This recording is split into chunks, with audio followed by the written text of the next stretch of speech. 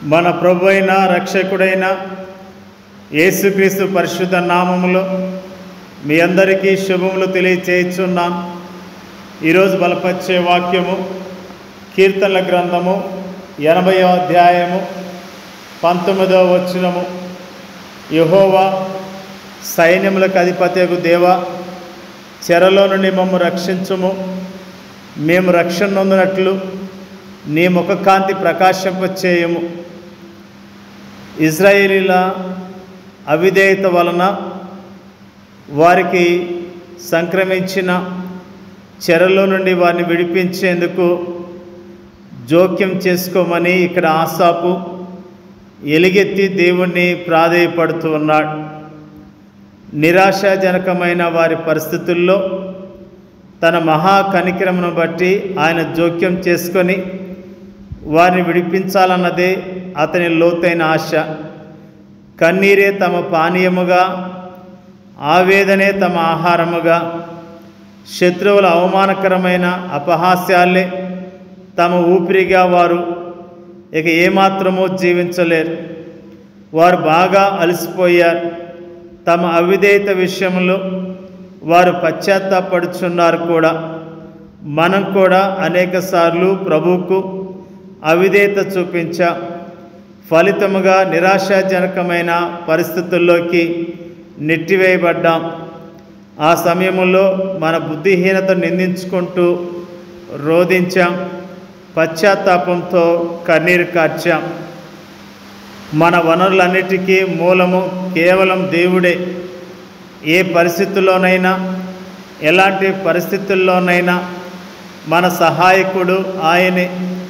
అన్ని వేళలా మనకు సహాయం చేయగలిగేది, మనల్ని ఓదార్చి ఆదరించేది కేవలం దేవుడే.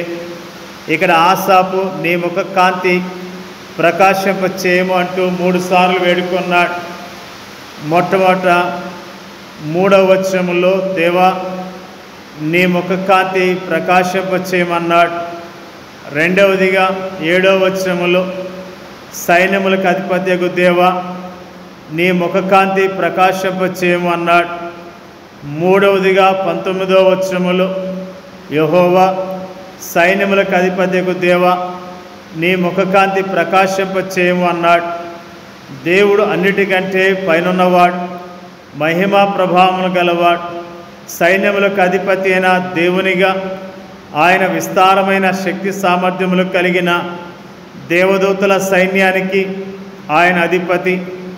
ఆ దూతాళి శక్తి ముందు ఇజ్రాయేలీల నిరాశాజనకమైన స్థితి కేవలం చిన్నది. యెహోవాగాను సైన్యములకు అధిపతి అయిన దేవునిగాను ఆయన కృపా కనికరములు కలిగిన అనంత శక్తిగల దేవుడు. ఆ కృపా కనికరములను ఆధారం చేసుకొని చివరిగా ఆసాపు ఆయన సహాయాన్ని అర్థిస్తున్నాడు. దేవాలయంలో కెరూబుల మీద ఆసీనుడైన సమయంలో మనము ప్రకాశించడము లేదు. అక్కడ ఆయన కటిక చీకటిలో కూర్చుని ఉన్నాడు. ఇప్పుడు ఇజ్రాయేలీలు రక్షించబడాలంటే ఆయన తన ముఖకాంతిని ప్రకాశింపచేయాలి.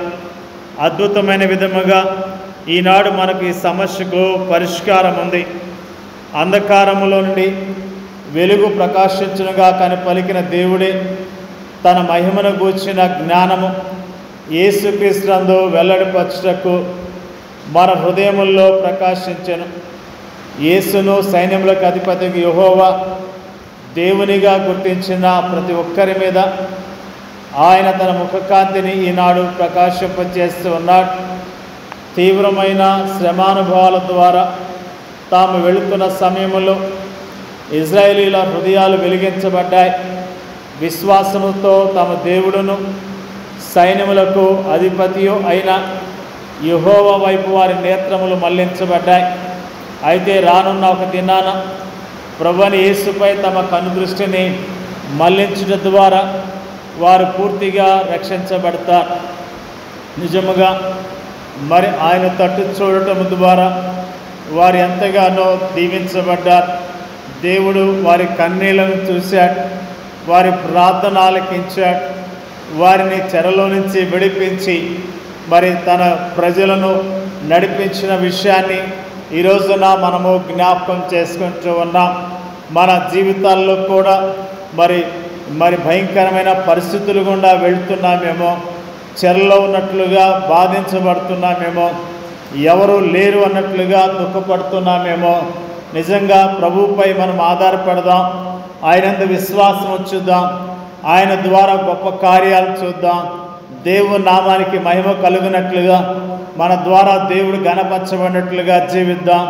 దేవుడి యొక్క వాక్యాన్ని దీవించునుగాక. పరిశుద్ధుడైన మా తండ్రి, సైన్యములకు అధిపతి అయిన యెహోవా నీకే స్తోత్రం తెలియజేస్తూ ఉన్నాం. నీ ప్రజలు కన్నీళ్లతో ప్రార్థన చేసినప్పుడు, వాళ్ళు విజ్ఞాపన చేసినప్పుడు వారిని చెర నుండి విడిపించిన అద్భుతమైన సంఘటనను మేము జ్ఞాపకం చేసుకోవడానికి మాకు ఇచ్చిన ధన్యతను బట్టి స్తోత్రాలు. మాకున్న కష్టమైన పరిస్థితుల్లో, దుఃఖకరమైన పరిస్థితుల్లో నీ వైపు చూసి అయ్యా మేము కూడా ప్రార్థన చేసి కన్నీళ్లు కాచి నీ నామంలో గొప్ప దీవెనలు పొందుకోవటానికి కావలసిన కృపను మెండుగా దయచేయమని ప్రార్థన చేయించున్నాం. వాక్యం వింటున్న ప్రతి సహోదరిని సహోదరులను వారి కుటుంబాలను పేరు పేరున దీవించి ఆశీర్వదించమని ప్రార్థన చేయించున్నాం. తండ్రి నీకు స్తోత్రములు. అయ్యా ప్రపంచవ్యాప్తంగా ఉన్న నీ ప్రజలందరినీ, నీ సంఘాన్ని మీరు జ్ఞాపకం చేసుకోండి అయ్యా. నీకు స్తోత్రములు. నీ ప్రజలు ప్రభువా ఎక్కడైతే బంధకాల్లో ఉన్నారో, ఎక్కడైతే చీకటిలో ఉన్నారో, శ్రమల్లో ఉన్నారో వారిని జ్ఞాపకం చేసుకొని వారికి సంపూర్ణమైన విడుదల దయచేయమని ప్రార్థన చేయించు ఉన్నాం. అయ్యా నీ ప్రజలను నీ రాకడ కొరకు సిద్ధపరుస్తున్నందుకు నీకు వందనాలు తెలియజేస్తూ ఉన్నాం. ప్రభువా నీవు మమ్మల్ని విడిచిపెట్టే దేవుడు కాదు కాబట్టి నీకు స్తోత్రాలు.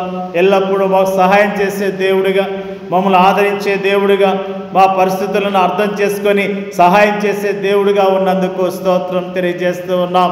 అయ్యా నీ లేఖనాలకు లోబడి యథార్థంగా జీవించడం మాకు నేర్పించండి అయ్యా. నీకు వందనాలు.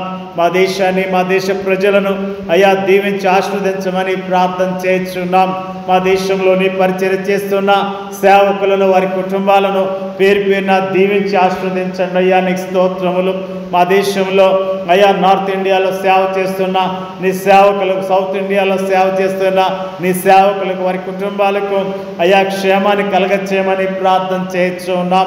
మా దేశంలో నీ నామాన్ని ఎరిగిన నీ ప్రజలందరికీ క్షేమాన్ని కలగచేయమని ప్రార్థన చేస్తున్నాం. తండ్రి నీకు వందనాలు. మా దేశంలో ఉన్న పేద ప్రజలు ఎంతోమంది ఉన్నారు. వారికి అయ్యా నీ సువార్త అందించబడటానికి, వాళ్ళు కూడా నీ వైపు తిరగటానికి, నీ నామములో దీవించబడటానికి మీరు సహాయం చేయమని ప్రార్థన చేస్తున్నాం. మా దేశ ప్రజలను రక్షించి కాపాడి సంరక్షించమని యేసుక్రీస్తు నామములో అడుగుచున్నాం తండ్రి. ఆమేన్.